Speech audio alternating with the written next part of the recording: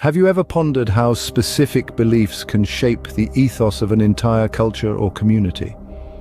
In the realm of Catholicism, certain doctrines have not only shaped the faith, but have also stirred debates and discussions across centuries.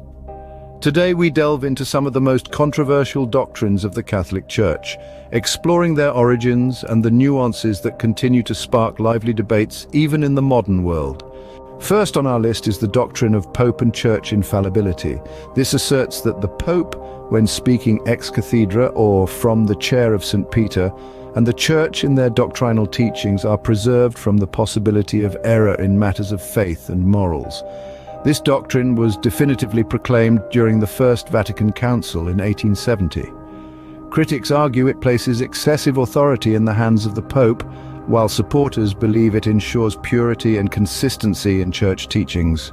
Next we explore extra ecclesiam nulla salus, or outside the church there is no salvation. This doctrine posits that salvation is only attainable within the Catholic Church. It has been a point of contention, especially in discussions about religious pluralism and inclusivity.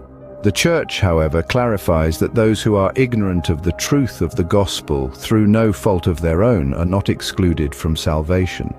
Moving on to purgatory, a doctrine that describes a temporary state of purification for souls who die in God's grace, but still need to be purified of venial sins. The existence of purgatory is often debated among different Christian denominations, with some rejecting the concept for lack of explicit biblical reference. The Immaculate Conception refers to the belief that Mary, the mother of Jesus, was conceived without original sin. This doctrine, solemnly defined by Pope Pius IX in 1854, underscores Mary's special status but is often misunderstood as referring to the virgin birth of Jesus himself. Regarding the doctrine of infant Jesus, it celebrates the divine nature of Jesus Christ from the moment of his birth, emphasizing his role as the Savior from a very young age. This doctrine highlights the mystery of incarnation and the omnipotent nature of Jesus as God-man. Transubstantiation is the belief that during the Eucharist, the bread and wine used in the sacrament become the actual body and blood of Christ while retaining their appearances as bread and wine.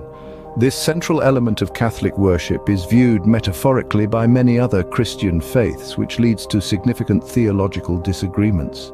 Mariology, or the doctrines concerning the Virgin Mary, includes beliefs about her perpetual virginity, her own immaculate conception, and her assumption into heaven. These doctrines elevate Mary as a model of pure and faithful human response to God. The practice of infant baptism is another doctrine where water baptism is administered to newborns. This is based on the belief in original sin and the necessity of baptism for salvation. Critics often question the agency of the child in such a significant decision. The doctrine of confession and the power to forgive sins holds that priests, by virtue of their ordination, have the authority to forgive sins in God's name. This sacrament emphasizes the mercy of God but is sometimes viewed skeptically for the mediating role of the priest. Lastly, the doctrine of saints and souls teaches that saints can intercede on behalf of individuals and that the faithful on earth can assist the souls in purgatory through prayers and masses. This communion of saints connects the living and the dead in a continuous bond of spiritual solidarity. In conclusion, these doctrines highlight the rich tapestry of beliefs within the Catholic Church. They not only offer spiritual guidance to its followers, but also continue to invite reflection and dialogue within and outside the Church. Understanding these doctrines sheds light on the complex interplay of faith, tradition, and reason in religious life.